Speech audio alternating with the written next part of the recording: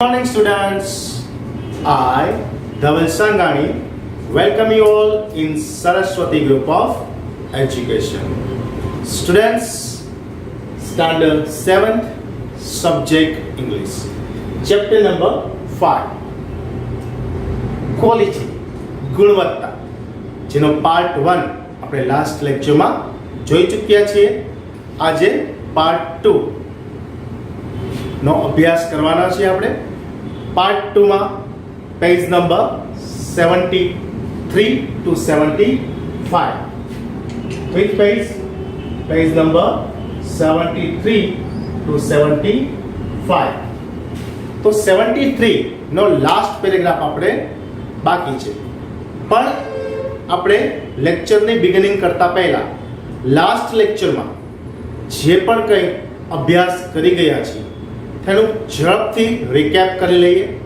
તો કે આ યુનિટના જે ઓથર છે જ્હોન ગ્લેસવર્થે, જે લગભગ 66 યર્સ સુધી જીવિત રહ્યા, જેને ઘણી બધી પ્લેસ લખેલી, નાટકો.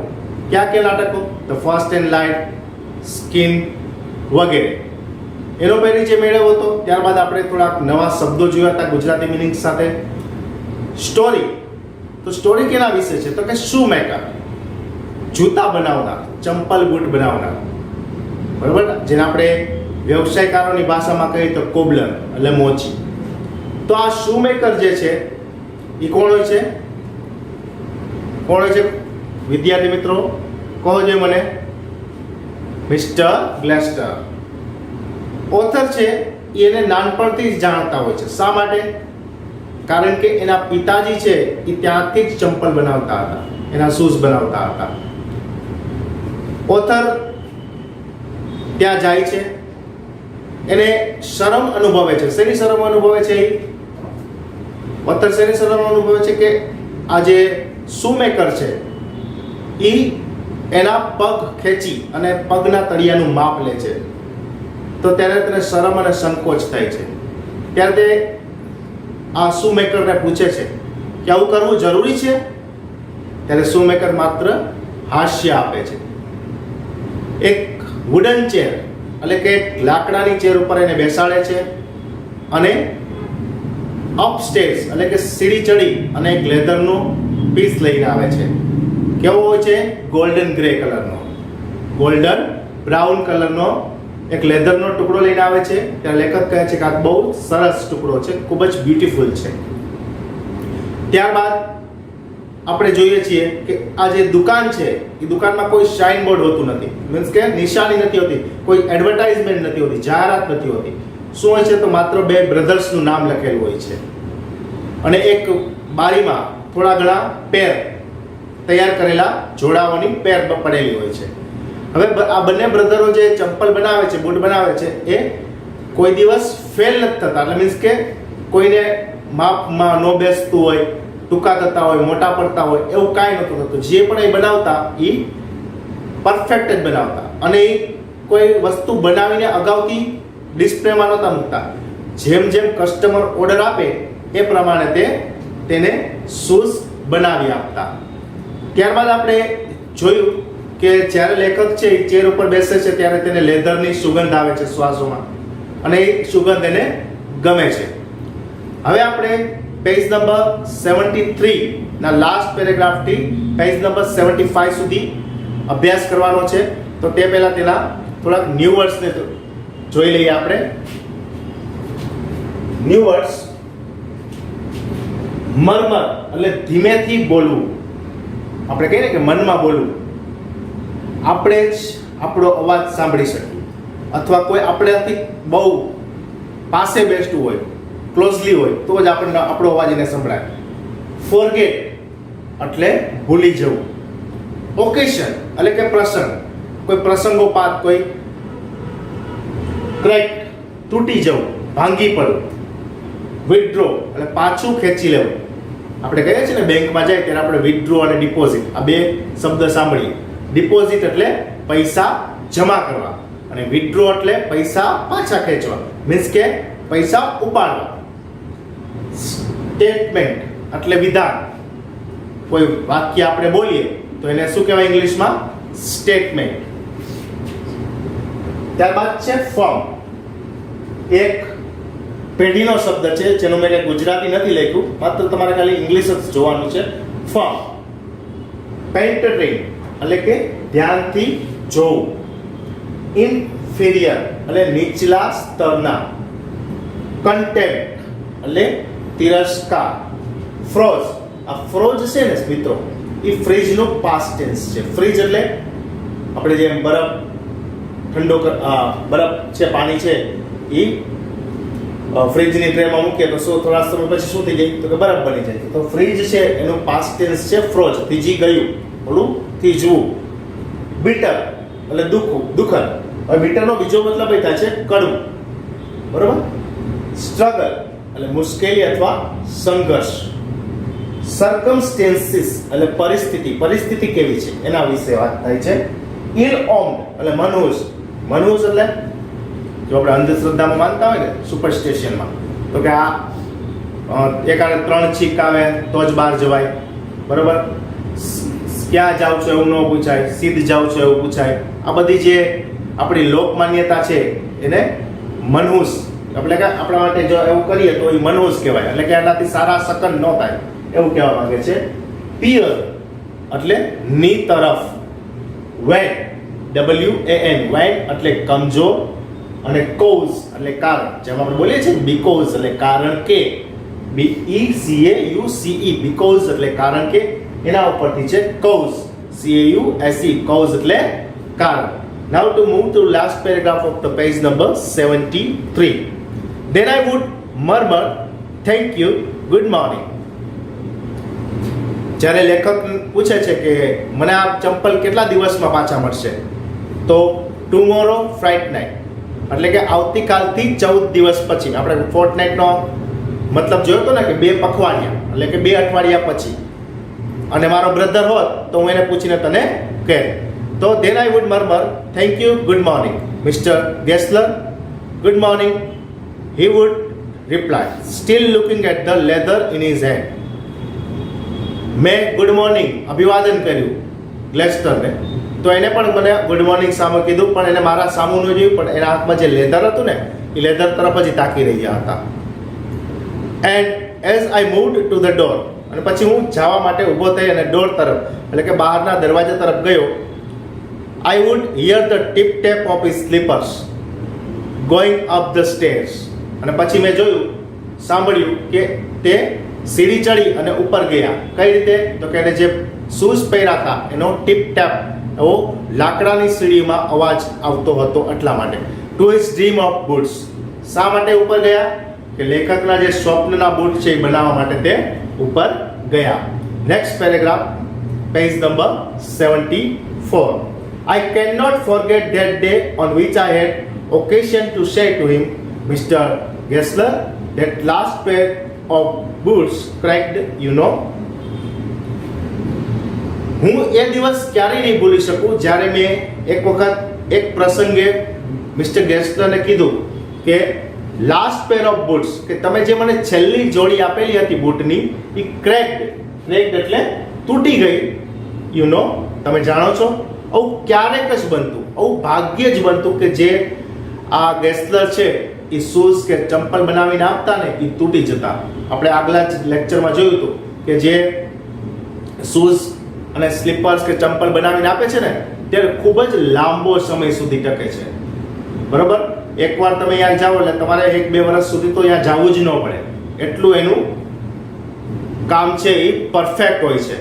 તો આવું ક્યારેક બન્યું હોય છે કે મારે જે છેલ્લી પેર હતી શૂઝની એ તૂટી ગઈ અને મેં મિસ્ટર ગ્લેસ્લરને કીધું. He looked at me for a time without replying. અને થોડા સમય સુધી કાંઈ પણ જવાબ આપ્યા વગર મારી સામે ખાલી જોયું. As he expecting me to withdraw or quality the statement. કે હું મારું જે સ્ટેટમેન્ટ છે ને પાછી કરી લઉં, ખેંચી લઉં, અથવા એને સુધારું. ક્વોલિફાય એટલે સુધારું. Then said, it shouldn't have cracked. It did, I am afraid. તે તૂટે જ નહીં, આવું એને મને કીધું. આ સાંભળીને હું અફ્રેડ બી ગયો. you look them when before they found themselves. I don't think so. જે મિસ્ટર ગ્લેસનર છે ને એ કહેતા હતા કે હું વિચારી જ ન શકું કે મેં જે પેર બનાવેલી આપેલી હોય એ તૂટી શકે. At that he lowered his eyes as if he hunting for memory of those boots, and I felt sorry I had mentioned this great thing. Send them back, he said. I will took up them. મને તે પાછા આપી દેજો, જે તમારા જોડા તૂટી ગયા છે એ મને પાછા આપી દેજો, એવું શૂમેકર કહે છે. Jump boots means જર્મન ભાષા છે. Come boots, he continued slowly, are bad from. If I can do nothing with them, I take them off your bill. ઘણા બધા બૂટ્સ કે ચંપલ હોય છે ને એ જન્મથી જેવા હોય છે, કે જ્યારે હું એને બનાવું છું ને ત્યારથી જ એવા હોય છે, બરાબર. તો જે તમારા તૂટી ગયેલા જે શૂઝ છે એ તમે મને રિટર્ન કરી દેજો, હું તે તમારા બિલમાંથી તેને વિથડ્રો કરી દઈશ, એટલે કે તમારા બિલમાંથી હું એને કાઢી નાખીશ, આવું મિસ્ટર ગ્લેસ્ટર કહે છે. Once only I went absent-mindedly into his shop. એક દિવસ હું absent-mindedly એટલે કે ખાલી મગજે એની દુકાને વયો ગયો.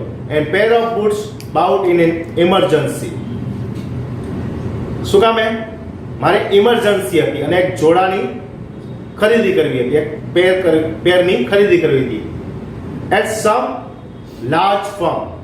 હું એક દિવસ એક મોટી દુકાનમાં, એક લાર્જ ફર્મ, બરાબર, મોટા કારખાનામાં હું એક દિવસ અચાનક જઈ ચડ્યો. શું કામે? કારણ કે મારે ઇમરજન્સી એટલે કે તાત્કાલિક એક જોડાની ખરીદી કરવી હતી, એક પેરની ખરીદી કરવી હતી. He took my order without showing me any leather, and I could feel his eyes patterning the infrared covering of my foot. He took my order without showing me any leather. તેણે મને કોઈ પણ જાતના material, લેધરનું જે ચંપલ બનાવવાનું material હોય, boot બનાવવાનું, એ બતાવવા વગર, and I could feel his eyes patterning the inferior covering of my foot. અને એની આંખો છે ને એ શું શોધી રહી હતી? ધ્યાનથી જોઈ રહી હતી નીચલા સ્તર, મારા જે પગનો નીચલો સ્તર હતો, જે મેં જોડા પહેરેલા હતા એને જોઈ રહી હતી. કોની આંખો? Mister ગ્લિસ્ટરની. At last he said, those are not my boots. તમે આ જે જોડા ખરીદ્યા છે, તમે કહો છો કે આ તૂટેલા છે, આમાં નુકસાન છે, પણ આ મારી દુકાનેથી તમે પરચેસ કરેલા નથી, આવું કહે છે mister ગ્લેસ્ટર. The tone was not one of anger. એને જે કહેવાનો જે ભાવાર્થ હતો ને એ ટોન હતો, સ્વર હતો, એ કોઈ ગુસ્સાવાળો નહોતો, નોર ઓફ સોરો કે દુઃખદ પણ નહોતો, નોટ ઇવન ઓફ કન્ટેમ્પ્ટ એટલે તિરસ્કાર, એના સ્વરમાં કોઈ તિરસ્કાર પણ નહોતો. But there was in it something quite that froze the blood. પણ એવું કંઈક હતું જેનાથી મારું લોહી છે ને થીજી ગયું. He put his hand down and pressed a finger on the place where the left foot was not quite comfortable. મારા ડાબા પગમાં જ્યાં મને બૂટ સરખું નહોતું થઈ રહ્યું ત્યાં એ પોતાનો ફિંગર છે પ્રેસ કરે છે. Where the left foot was not quite comfortable, જે મને આરામદાયક નહોતું લાગતું. Last paragraph of page number 74. It hits you there, his side.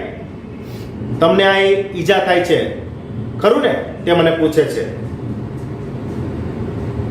These big firms are no self respect. હવે મોટી મોટી દુકાનોમાં કોઈ ભાવના નથી હોતો, આત્મસન્માન નથી હોતો એને. And then as if something had given way within him, he spoke long and bitterly. It was the only time I ever heard him discuss the continuous and hardship of his trade. ઘણા લાંબા સમય પછી એને મને એવું લાગ્યું કે એ talk કરી રહ્યા છે. કેના વિશે ટોક કરી રહ્યા છે? કે પોતાની જે દુકાન છે એમાં તે કેટલું હાર્ડશિપ કરે છે, એટલે કેટલું સખત કામ કરે છે. આ મોટી મોટી દુકાનો છે એ તો ખાલી જાહેરાતો કરી અને નબળો માલ પધરાવી દે છે. જોયું ને તમે? લેખકને કહે છે કે તમને જે આ બૂટ પધરાવી દીધા, તમારું માપ પણ ન લીધું, તમને લેધર પણ ન બતાવ્યું કે ક્યાંય મટીરિયલ તમારે નાખવું છે, સારું નરસું, કલર ચૂઝ કરવાનું કાંઈ તમને ન કીધું. જ્યારે અમે છે એ કસ્ટમરને પૂરેપૂરો સંતોષ થાય એવું વર્ક કરીએ છીએ. They get it all his side. They get it by not by work. They get it by advertisement, not by work. આ મોટી મોટી જે કંપનીઓ છે, કારખાનાઓ છે, એ જાહેર ખબરોથી પોતાનું મુનાફો કમાય છે, પોતાની જાહેરાતો કરી અને પોતાની જે વસ્તુ છે એને સેલ કરે છે. જ્યારે અમે તો હાર્ડશિપ એટલે કે સખત મહેનત દ્વારા આ કાર્ય કરીએ છીએ. That take it away from us who love our boots. It comes to but I have no work. Every year it gets less, you will see. કે મોટા મોટા કારખાનાઓ થવાથી બરાબર અત્યારે આપણે જોઈએ છે કે ઓનલાઈન બિઝનેસ ચાલુ થઈ ગયો છે, એટલે નાની નાની જે શોપ છે ને એને કસ્ટમરનો શું થાય છે? કમી થઈ જાય છે. એટલે એનો જે બિઝનેસ છે એ ધીરે ધીરે ઘટવા લાગે છે. એટલે તે આ મિસ્ટર ગ્લેસ્ટર કહે છે કે તમે જોવો છો કે મોટા મોટા કારખાનાઓ એડવર્ટાઇઝમેન્ટથી સસ્તો માલ વેચી રહ્યા છે, જેથી અમારી દુકાને થોડાક કસ્ટમરો હવે ઓછા થઈ ગયા છે. તમે જે જોઈ શકો છો. And looking at his lined face, I saw things I had never noticed before. Bitter things and bitter struggle, and what a lot of grey hairs there seemed suddenly in his red beard. એની જે લાલ કલરની દાઢી હતા ને એમાં grey એટલે સફેદ સફેદ વાળ આવવા માંડ્યા. ચિંતામાં ને ચિંતામાં પોતાનો જે બિઝનેસ છે એ ઘટવા લાગ્યો છે એના માટે. Next paragraph. As best I could, I explained the circumstances of those ill-omened boots. Circumstance એટલે કે પરિસ્થિતિ, explain એટલે વિસ્તારથી કહેવું કે હું કઈ કન્ડિશનમાં આ બૂટ પરચેસ કરીને લાવ્યો હતો, આ મનુષ boot. But his face and voice made so deep an impression that during the next few minutes I ordered many pairs. હું એને ઘણું બધું કહેવા માંગતો હતો, પણ એનો જે ચહેરાનો જે હાવભાવ હતો, ઇમ્પ્રેશન હતી, એ મારા ઉપર એટલી બધી પડી ગઈ કે થોડીક ક્ષણમાં મેં ઘણા બધા ચંપલ શૂઝની એને ઓર્ડર આપી દીધો. They lasted longer than ever and I was not able to go to him for nearly 2 years. મેં એટલો બધો ઓર્ડર આપી દીધો હતો કે હું છેલ્લા 2 વર્ષથી એની પાસે ફરીવાર ગયો નહીં. Next paragraph. It was many months before my next visit to his shop. This time it appeared to be his elder brother handling a piece of leather. This time it appeared to be his elder brother. મેં જોયું તો એના મોટો ભાઈ handling a piece of leather, એના હાથમાં લેધરનો એક ટુકડો હતો. Well mister Gessler, I said, how are you? હું આ દુકાને જઈને એને અભિવાદન કર્યું. કેમ છો તમે? He came close. તે મારી નજીક આવ્યા and peered at me. અને મારી સામે મારી તરફ જોયું. peered એટલે તરફ જોયું. I am Bradley well. હું ખૂબ જ સરસ છું. He said slowly, but my elder brother is dead. હું તો તાજો માજો જ છું. લેખકને એવું લાગ્યું કે આ એલ્ડર બ્રધર છે એનો, પણ આ હતા મિસ્ટર ગ્લેસ્ટર જ હતા. બરોબર? એને એની નજીક આવે છે ને કહે છે કે મારો મોટો ભાઈ તો અવસાન પામ્યો છે. And I saw that it was indeed himself, but how aged and worn. And I saw that it was indeed himself. અને ખરેખર તે મિસ્ટર ગ્લેસ્ટર જ હતા. But how aged, પણ કેટલી એની ઉંમર થઈ ગઈ હતી. એને વેન એટલે કમજોરી એનામાં આવી ગઈ હતી. And never before had I heard him mention his brother. અને મેં ક્યારેય પણ એને પોતાના ભાઈ વિશે વાતો કરતા નહોતા જોયા, પણ અહીં જે જોયા છે. Much shocked, I murmured, oh, I am sorry. ખૂબ જ આઘાતજનક સમાચાર છે. હું ધીમેથી બોલ્યો, હું દિલગીર છું. Last paragraph. યસ યાર sir he was a good man. તે ખૂબ જ સારો માણસ હતો. He made a good boot. તે સારા બૂટ બનાવતો હતો. But he is dead. પરંતુ તે મૃત્યુ પામ્યા. And he touch the top of his head. અને તેણે પોતાનો જે ઉપરનો માથાની ઉપરનો ભાગ ટચ કર્યો. Where the hair had suddenly gone as thin as it had been on that of his poor brother. જેવું એના મોટો ભાઈ હતો અને એનો જે ચહેરો હતો, ફેસ હતો, એટલે કે ઉપર માથા ઉપર વાળ નહોતા એવા જ ચહેરો એને પોતાનો બનાવી નાખ્યો, વાળ વગરનો, ટુ ઇન્ડિકેટ, એવું બતાવવા કે I suppose the cause of his death, કે હું જેના મૃત્યુનું કારણ હોઈ શકું. Do you want any boots? તમારે કોઈ બૂટ જોતા છે? Any help the leather in his hand. It is a beautiful piece. એને પોતાના હાથમાં રહેલું લેધર બતાવીને કીધું કે તમારે કોઈ બૂટનો ઓર્ડર આપવો છે? તો વિદ્યાર્થી મિત્રો, અહીં પાર્ટ 2 નો અભ્યાસ આપણે પૂરો કર્યો. પાર્ટ 2 માં આપણે જોયું કે લેખક છે એ કોઈ ઉતાવળમાં કોઈ મોટી દુકાનમાંથી શૂઝ ખરીદી લાવે છે, પણ તે ખરાબ નીકળે છે. પછી તે ગ્લેસ્ટર પાસે જાય છે અને કહે છે કે આ બૂટ ખરાબ નીકળે છે. ત્યારે ગ્લેસ્ટર તેને તાકીને જોવે છે અને કહે છે કે તમે આ જોડા છે મારી દુકાનેથી પરચેસ કર્યા નથી. મોટા દુકાનો છે એ તો એડવર્ટાઇઝમેન્ટથી નબળો માલ પધરાવી દે છે, જ્યારે અમે તો ગ્રાહકને સંતોષ થાય, ગ્રાહકની પસંદગીનો માલ બનાવીએ છીએ જે ખૂબ જ સારો અને લાંબા સમય સુધી ટકી રહે છે. વિદ્યાર્થી મિત્રો, આ સેશનના અંતે વર્કશીટ હશે જેમાં સ્પેલિંગ તમારે લખવાના રહેશે. જે સ્પેલિંગ મેં બોર્ડ ઉપર લખેલા છે તમે એનો સ્ક્રીનશોટ લઈ શકો છો. બરોબર, આ વસ્તુ તમારે તમારી HW બુકમાં એકવાર સારા અક્ષરે લખવાની રહેશે. નેક્સ્ટ લેક્ચરમાં ફરી મળીશું પાર્ટ 3 સાથે. ત્યાં સુધી થેન્ક યુ.